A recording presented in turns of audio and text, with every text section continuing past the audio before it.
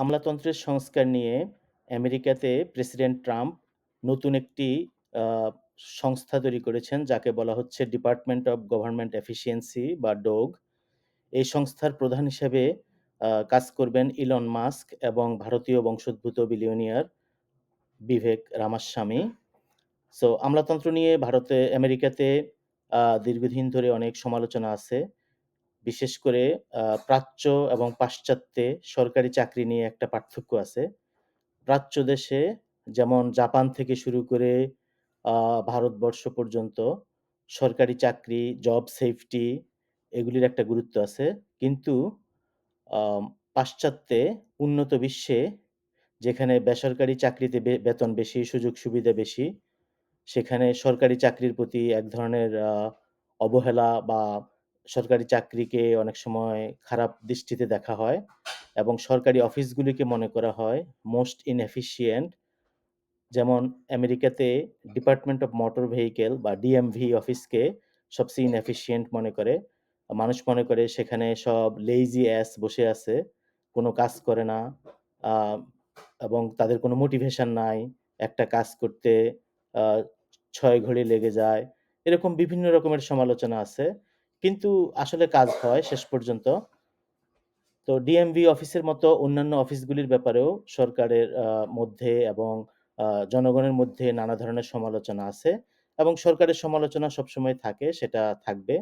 কিন্তু এখন বর্তমানে এই যে সংগঠন করা হলো বা একটা সংস্থা করা হলো, ডিপার্টমেন্ট অফ গভর্নমেন্ট এফিসিয়েন্সি, তারা কি করবে? তাদের কি উদ্দেশ্য? সেটা আমরা এখনো জানতে পারতেছি না। কিন্তু যতটুকু বোঝা যাচ্ছে তারা সরকারের কাজে এফিসিয়েন্সি আনবে, গতিশীলতা আনবে, ব্যয় সংকোচন করবে। তো আসলে কি সেটা করতে পারবে?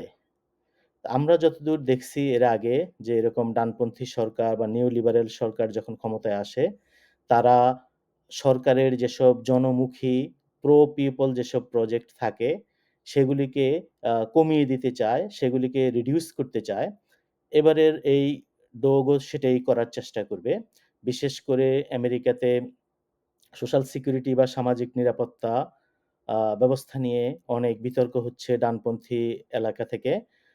তারা চাচ্ছে, বিশেষ করে বিলিয়নিয়ার কিছু গোষ্ঠী চাচ্ছে এই আ গরিব জনগোষ্ঠীর জন্য যেসব সরকারি প্রোগ্রাম আছে, ইনক্লুডিং সোশ্যাল সিকিউরিটি, সেগুলিকে তুলে দিতে।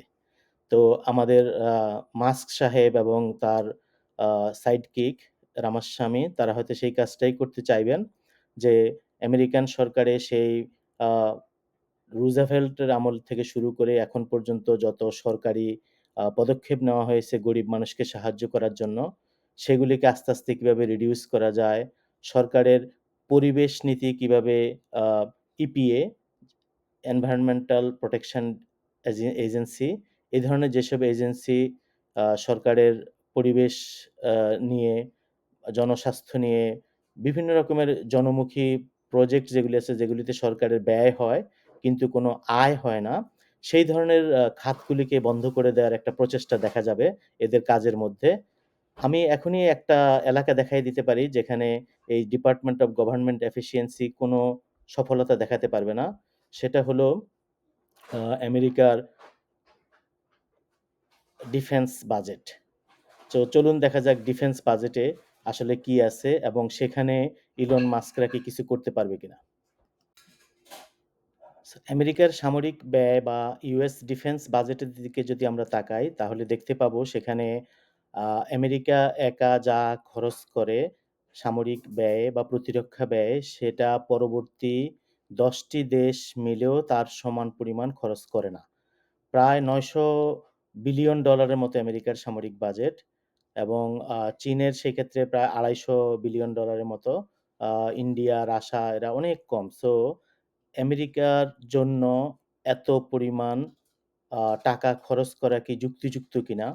এবং ইলন মাস্ক বা রামাস্বামী তারা যদি সরকারের স্পেন্ডিং কমাতে চান বা খরচ কমাতে চান, তাহলে এটা একটা ভালো এরিয়া হতে পারে যেখানে তারা খুব সহজেই অনেক টাকা সেভ করতে পারেন। যেমন যদি আমরা আ ইউএস ডিফেন্স বাজেট $৯০০ বিলিয়ন এর ১০% ও যদি আমরা সেভ করতে পারি, তাহলে সেখানে প্রায় ৯০ থেকে $১০০ বিলিয়ন সেভ হয়। অপরদিকে আপনি যদি ইপি এর বাজেট দেখেন, এনভায়রনমেন্টাল প্রোটেকশন এজেন্সি, তাদের বাজেট হলো $30 বিলিয়ন। সেখান থেকে যদি আপনি $10 বিলিয়ন সেভ করেন, তাতে তাদের দেখা গেল যে 30% বাজেট কাট হয়। সো আমি চ্যালেঞ্জ দিয়ে রাখলাম যে ইলন মাস্ক এবং রামাস্বামী তারা এই বাজেট, ডিফেন্স বাজেট তো কমাতে পারবেই না, বরঞ্চ ট্রাম্প প্রশাসন আ অদূর ভবিষ্যতে আগামী কয়েক বছরে ডিফেন্স বাজেট হয়তো $1 ট্রিলিয়ন ছাড়িয়ে যাবে। তো এটা একটা ব্যাপার যে আসলে এই নিউ লিবারেল যে এফিশিয়েন্সি ডিপার্টমেন্ট বা তাদের আসলে উদ্দেশ্য কি এবং তারা আসলে কোন জায়গায় টাকা সেভ করতে চায়, কোন আমলাতন্ত্রকে সংস্কার করতে চায় সেটা আমাদের দেখতে হবে। আমলাতন্ত্র বলতে শুধুমাত্র সিভিল আমলাতন্ত্র নয়। আমেরিকাতে সিভিল আমলাতন্ত্রের চাইতে মিলিটারি আমলাতন্ত্র অনেক বড়। এই দেশটা আসলে মিলিটারি স্টেট, মিলিটারি এই দেশ চালায়।